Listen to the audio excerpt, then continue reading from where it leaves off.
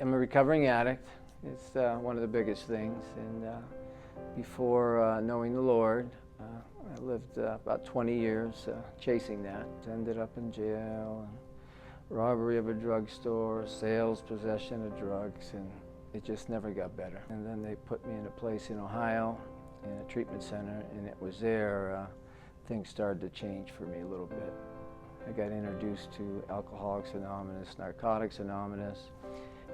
I went for about 16 months. I was sober, and I went and used, and ended up in a treatment center right after that. And then I went another 3 years, and I used again, and just everything caved in on me again. And something happened, and I just recommitted. You know, I met somebody at my business in Erie, Kaylee's Corner, and he was a real big guy, about 6'7", and he came in my ice cream shop one night and he says, "Hey, I need some homemade ice cream. My wife's pregnant and that's all she'll have."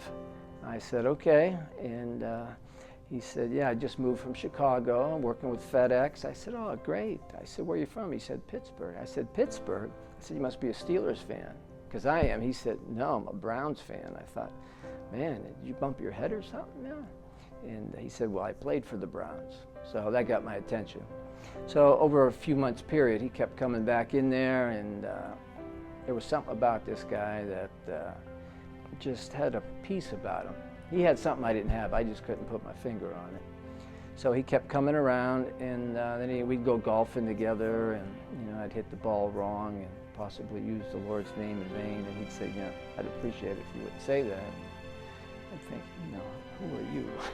One night we went out for dinner, and with my wife and I and his wife, and the food came, getting ready to eat. He says, "I'm going to pray." I was like, "Okay." He started praying out loud, and I wanted to crawl under the table because I knew a lot of people in the restaurant, and but we got through that part, and then he asked me to come to church, and he never said, "You need Christ in your life." He never came at me like that because he probably knew that would just turn me right off. And so he invited me, and I told my wife that I was going to go. He asked me several times, and she said, "Where are you going?" I said, "This mission church up on Zimmerly." And she said, "You know what? You can go there, but don't ask me."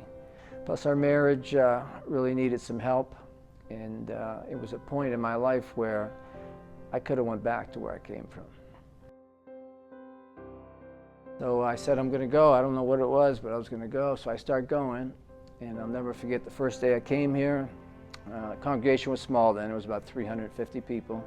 It was in the old sanctuary. And then I looked around, and I saw a lot of people I knew, and a lot of them I knew from my business. They were customers of mine, and a lot of them were just all family people, always seemed really nice, polite or whatever. And so something happened, so I kept coming, and pastor was having salvation messages every week. It seemed like he was talking to me every week.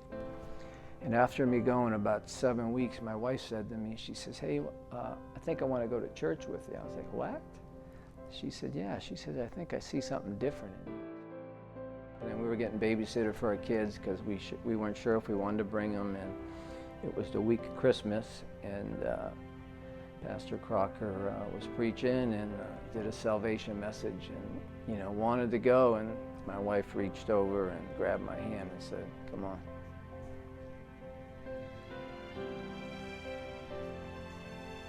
So we went to the altar and cried like babies and repented and asked Christ into our life.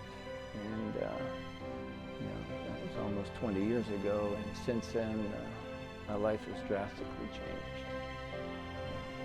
I know it's through God's grace, and I have a purpose for all that baggage that I carried around, and all that. I was a liar, a thief, and a con man, and I thought I was going to die that way, and I have truly been blessed.